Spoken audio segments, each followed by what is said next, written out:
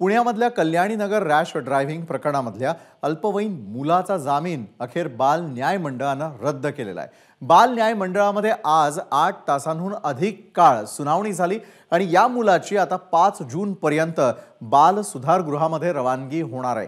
तसंच मुलगा सज्ञान आहे की अल्पवयीन हे पोलीस तपासानंतर ठरवलं जाईल। तोवर मुलाला बाल सुधारगृहातच राहावं लागणार आहे। अपघातानंतर या मुलाला तातडीने मिळालेल्या जामिनानंतर प्रचंड रोष निर्माण झालेला होता। स्वतः गृहमंत्री फडणवीसांनी पुण्यामध्ये जात या आयुक्त अमितेश कुमार यांच्याशी चर्चा केलेली होती।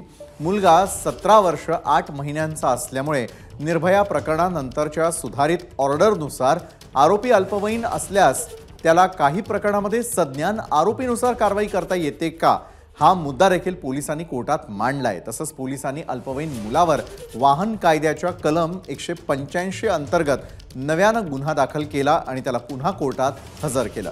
बाल न्याय मंडळानं आता त्याचा जामीन रद्द करत बाल सुधारगृहात त्याची रवानगी केली आहे। ऑनरेबल कोर्टाने असे ऑर्डर्स दिलेले आहेत की child in conflict in law याला 5 जून 2024 पर्यंत आज रिहॅब होममध्ये ठेवण्याचे आदेश झालेले आहेत।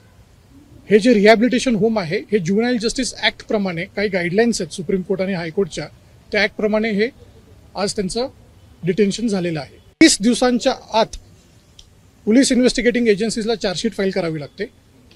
चार्जशीट फाईल झाल्यानंतर अजून 2 महिन्यानंतर त्याचे रिपोर्ट्स येतात की हा सायकोलॉजिकली फिट आहे का, याचे सायकॅट्रिस्ट रिपोर्ट, याचं सोशल बिहेवियर, याचं डी ॲडिक्शन सेंटर्स, ह्या सगळे रिपोर्ट्स येतात। त्याच्यासाठी चीफ जो असतो, जो main child in conflict with law CCL ज्याला आपण म्हणतो, ती व्यक्ती जेलमध्ये किंवा रिहॅब होममध्ये असण्याची त्याला गरज नाही, तो बाहेर असलं तरी चालतं। त्या रिपोर्ट्स येतात म्हणजे आजपासून त्याला ह्या सगळ्या गोष्टींना 1 महिना 2 महिना 3 महिन्याची प्रोव्हिजन आहे। म्हणजे टोटल 3 महिन्यानंतर ठरवलं जातं की child in conflict with law ह्याला ॲडल्ट म्हणून ट्रीट करायचं का नाही। ह्या गोष्टीला कमीत कमी 60 ते 90 दिवसाची प्रक्रिया आहे। Child in conflict with law जो असतो तो एखादा सुधारगृहामध्ये राहत असेल तर पोलीस इन्व्हेस्टिगेटिंग एजन्सी डायरेक्टली चौकशीला येऊ शकत नाहीत। त्याच्यासाठी ज्युव्हेनाइल जस्टिस बोर्डची परमिशन घ्यावी लागते।